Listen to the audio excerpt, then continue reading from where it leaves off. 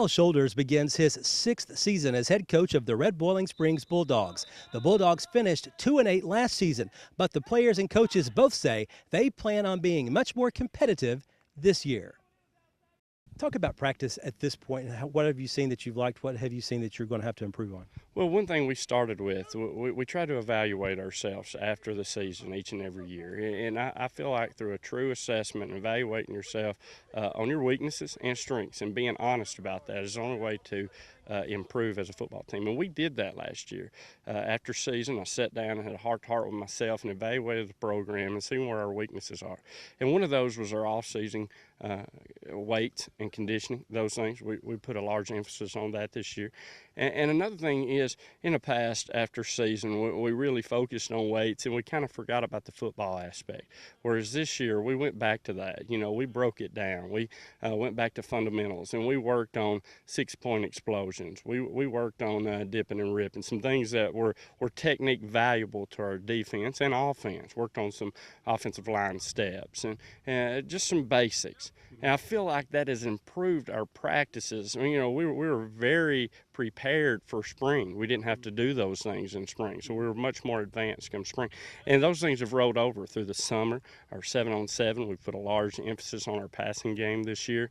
We feel like that's much improved. We've got in the past, we've had one quarterback. This year, we've got 2 that are battling for a position, and competition is healthy for our football program to push each other. So that's been, a huge asset for us, competitive level in practice.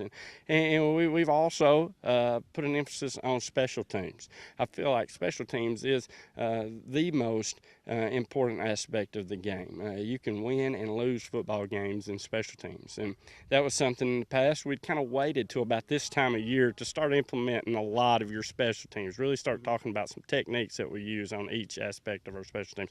And we went back and we started that in spring ball. We started it all summer. We worked on that. In the off season, we worked on that. So it's kind of an easy transition right now. We can really focus on our meat and potatoes with our offense and defense and not have to spend a lot of time, putting in the basics of our special teams. We do a 45-minute period each day on special teams with our specialties, and no doubt it has improved our football team. We as a unit, we're getting better every day, and we're progressing every day. I mean, we have some mistakes, but we strive to make ourselves better at those mistakes. When you have as few players on the team as you guys do, how important is conditioning to stay healthy and be able to play the entire season? It is very important for us, especially for us linemen, since we have not many, but we have heart. We're dedicated to the game. I'm a senior now, and I believe our defense is as strong as I've seen it in the last 4 years. We have some younger guys. We have the other nose guard we have, he's a freshman, and I have as much faith in him as I do in myself. So I think we're a pretty strong team this year. Talk about offense. Talk about what you guys have to do to be a good offensive team this season. I just feel the blocking up front needs to be executed, and of course the running backs need to secure the ball. We've had a lot of fumbles over the last season. We've been a lot more aggressive this year as a group, a lot, and that's about it. How could that help you win games this season, being more aggressive?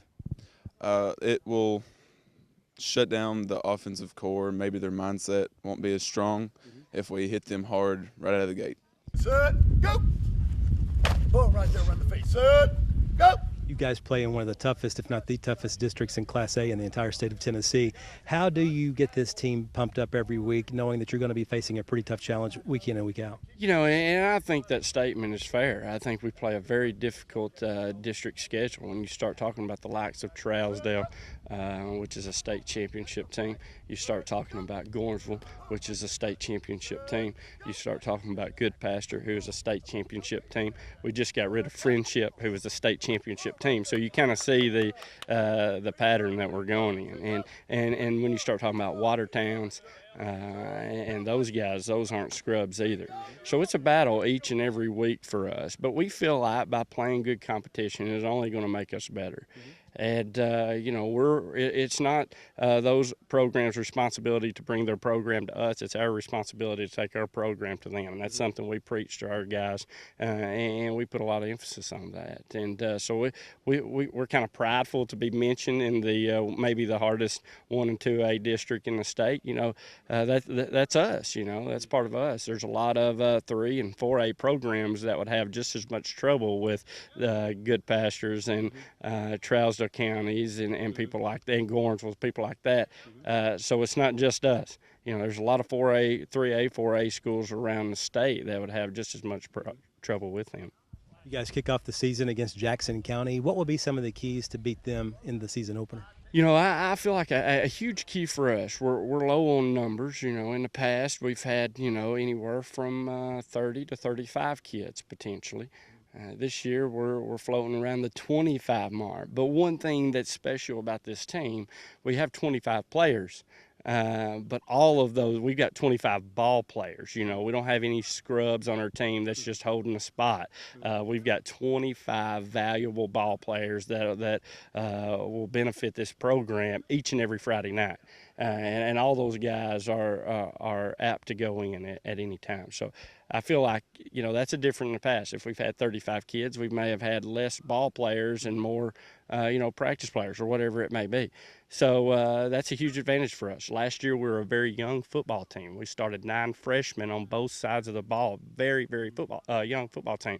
Had a 2-8 season, and then we lost to a 4A Cannon County by 3 points at the end of the game, and we lost to a Kentucky school in overtime. So with a very young, inexperienced team last year, we were still in or winning 4 or 5 ball games. Now, we're still a young football team. We're going to be predominantly sophomores on every aspect of the game, offense, defense, special teams. It's going to be a majority of my sophomore, probably our largest class we've had since we've been here. Very talented class as well, but with the senior leadership, they're setting a good example for these guys, and I feel like with their leadership, you know, the sky's the limit with them. Now, we're young still, but we do have 10 games of experience from last year. So I feel like we'll build upon that, and the future is very bright for this young football team, no doubt. Following their season opener against Jackson County, the Bulldogs then hit the road for a game against Sale Creek. The Bulldogs are then back home against Gordonsville, at Cannon County, Watertown and Salina, both home games. Then they travel to Good Pasture. Clinton County, Kentucky is the final home game of the regular season, and the Bulldogs wrap up the regular season with road games at Pickett County and Trousdale County. NCTV would like to wish the Bulldogs a lot of luck this season. Reporting in Red Boiling Springs, Barry Hyatt, NCTV. Make a play on that football.